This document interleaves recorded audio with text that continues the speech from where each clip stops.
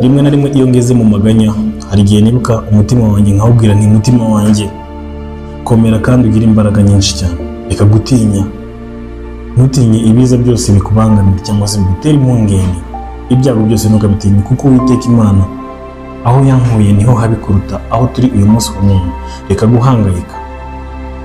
Narangiza nkabwira umutima wanjye nti ahubwo umutima wanjye muri aka kanya ibuka neza ko Uwiteka niwe wenyine dukwiye kwiringira, niwe dukwiye gutiza ibyiringiro byacu ndetse n'ibyifuzo byacu, tumushimire kubera ko yadukuye ahabi. Ahashize hari habi cyane, hagombaga no kutwica ariko arabyanga abantu natwe atuvana mu nzitizi, tuvana mu bintu bitoroshye, dutiza ubuzima na n'isaha turacyari. Hari icyizere cy'uko ejo n'ejo bundi tuzagera kure.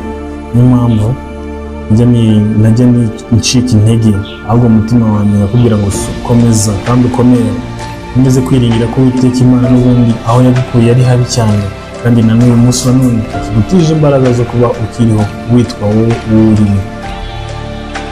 Ibyo byose iyo mbitekereje mpita nibuka ko Mana ari wowe wenyine nkesha ubuzima, atari wowe nta wundi. Wa munsi, cya gihe, ya tariki, rya joro wamvanye ahantu habi hakagombye kwikura, uyu munsi wa none ndiho ndashimanye kubera wowe. Ushimwe kandi ndagucyubahiro Mana.